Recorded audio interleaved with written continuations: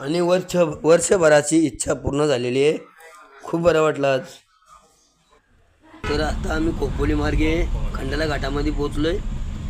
आणि हा बघा खंडाला घाट. आणि खोपोली आणि कर्जतमध्ये एवढा कडक ऊन होता आणि इथे समोरचं ढगाळ वातावरण दिसतो. मला वाटतं पुढे भरपूर फॉग असेल. चला आता पुढचं बघू आपण. अरे बाबा जबरदस्त फॉग आहे समोर. 2 तास कडक उन्हातून डायरेक्ट ढगाळ वातावरण. फॉगमध्ये आलं ढगांच्यात. म्हणजे काही मिनिटानंतर लगेच वातावरण चेंज. आणि तिकडं अजून ऊनच असेल कर्जतमध्ये बहुतेक. आणि पंजाबराव डंग यांचा अंदाज खरा ठरलेला आहे. आम्ही निघालो होतो 2 दिवस. ते सांगितलं पाऊस नाही आहे बिलकुल, म्हणून तो त्यांचा हे घेऊनच आम्ही निघालो होतो.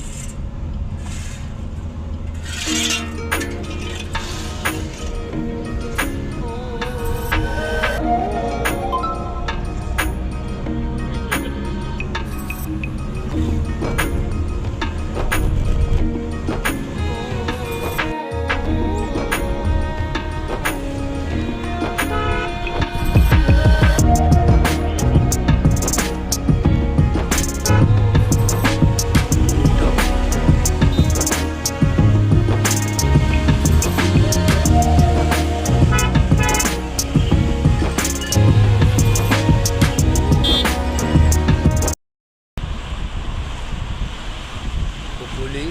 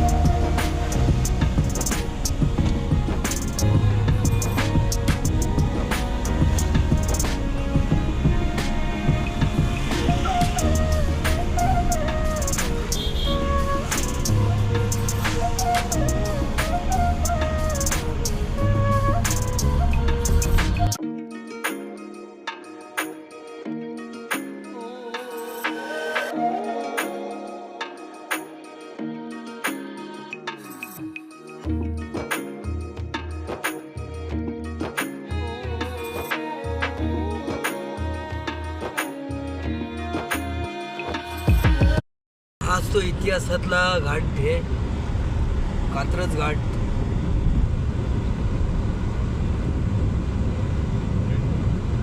आणि तिथे नवीन बोगदा आहे कात्रज घाटाचा. 1458 किलोमीटर फक्त मीटर.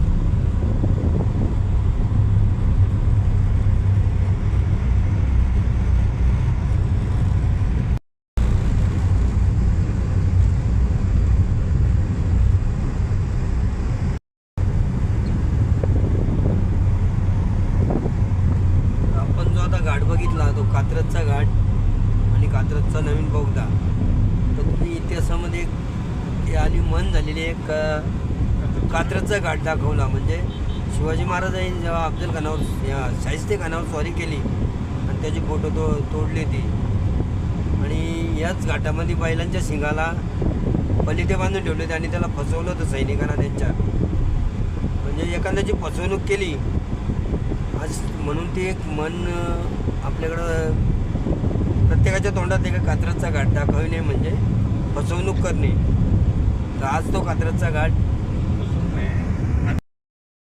तर आता आपण आलो आहे खंबाटकी घाट. आणि खंबाटकी घाट साताऱ्यामध्ये येतो. चला हा बघा.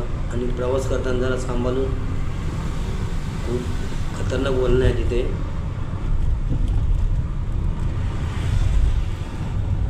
तर आपण पंजाबराव डक यांचा हवामान खात्याचा अंदाज पाहूनच घरातून निघालो आणि खरोखर त्यांचा अंदाज खरा ठरलेला आहे. दोन दिवस गॅप राहील पाऊस हलक्या स्वरूपाचा, कुठं रिमरिम खरोखर रिमरिम आहे. 2 तास आम्हाला तल कोकणामध्ये तर आम्हाला ऊनच लागलं 2 तास. तर पुन्हा 26 तारखेपासून मुसळधार पाऊस सांगितला आहे. बघू खरं होतंय का त्यांचा हवामान खात्याचा अंदाज.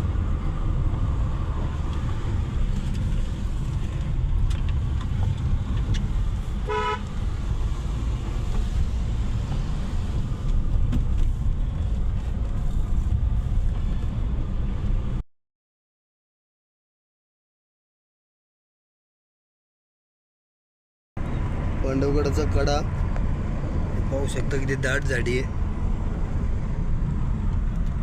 काय झाडी काय डोंगर बरोबर आहे.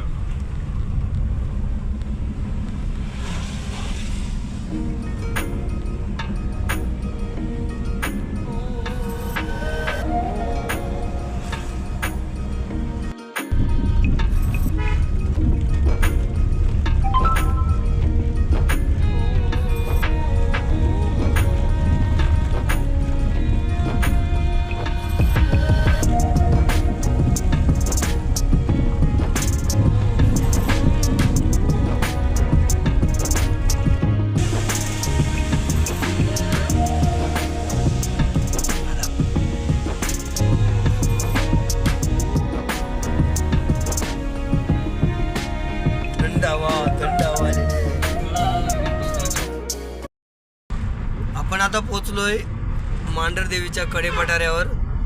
एवढी थंड हवा आहे, जबरदस्त गार पाहू शकता तुम्ही.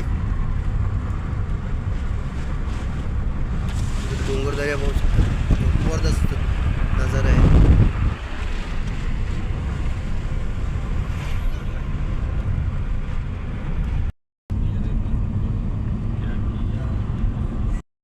प्रत्येक टाइम आम्ही ह्या हॉटेलला थांबतोय.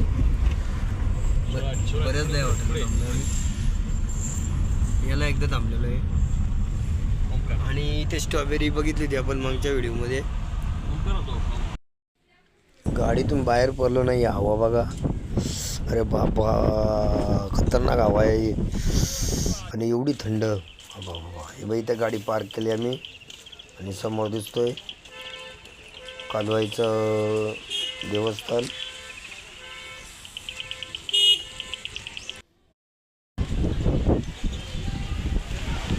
आपण एवढं वर आहेत का, ढग एकदम जवळ वाटतात आपल्याला. पाहू शकतो ढग कसे धावतात, कशी काय रेस लागली त्यांची.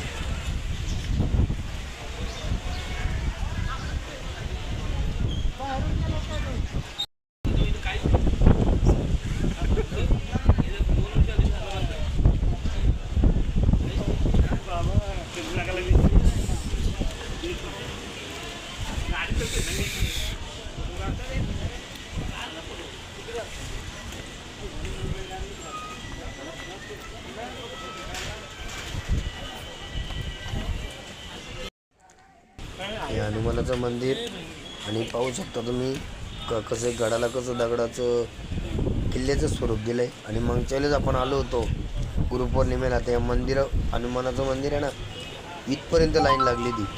त्यामुळं आपल्याला दर्शन काही घेता आलं नाही आणि ती इच्छा अपुरी राहिली होती. म्हणून आज आपण काही झालं तर दर्शन करणारच आणि खूप इच्छेने आलो आज का दर्शन करणार म्हणजे करणारच. पाहू शकता पायऱ्या.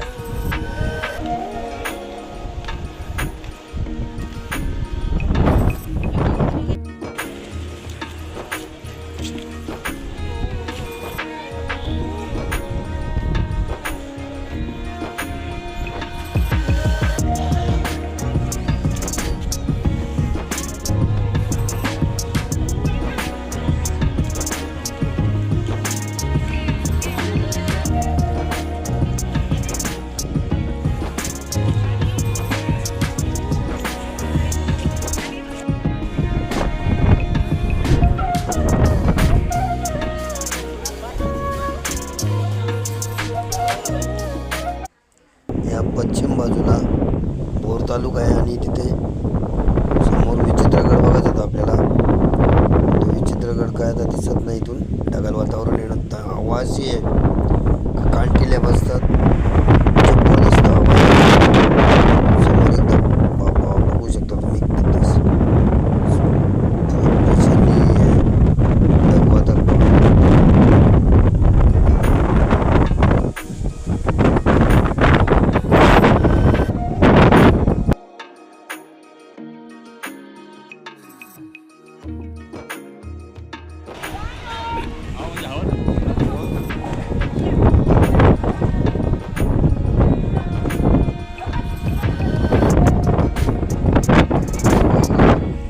संध्याकाळचे 4-4:30 वाजलेत आणि हवा अरे अक्षरशः गारटलोय. ती मुलगी पण बघायची गारटलोय बाबा.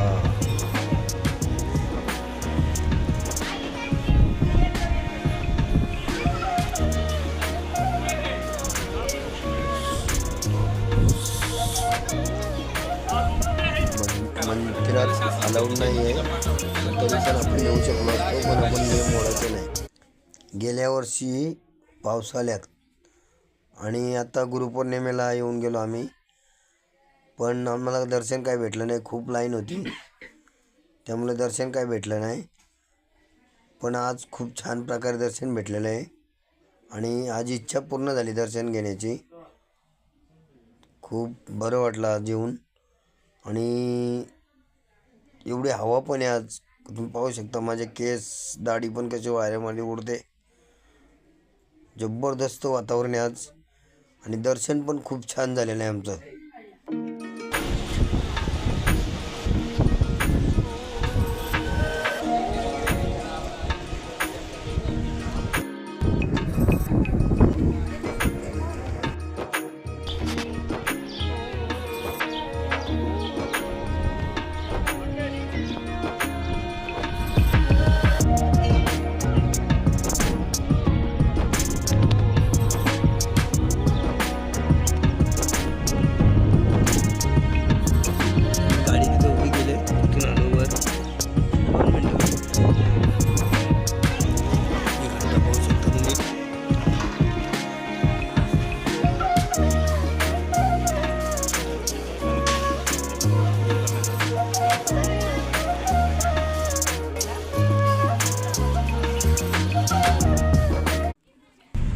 अशक्य सुंदर सह्याद्रीचं दर्शन घेतल्यानंतर पुन्हा आम्ही चाललो परतीच्या मार्गाला.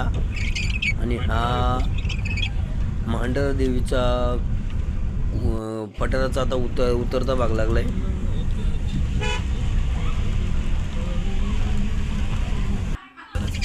आणि आपण जाणार आहोत बोरमार्गे. आणि हा बोरमार्ग आहे ना, आपण इकडनं आलो होतो. आता हा बोरमार्गे चाललो आहे. आता येताना आपण वाईमार्गे आलो होतो, आता बोट दाखवलं ते वाईमार्ग होता आणि आता बोरमार्गाने खाली उतरणार आहे आपण.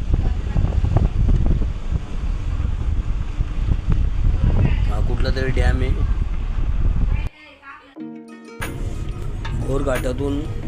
बोरघाटाचं सौंदर्य आपण पाहत आलोय.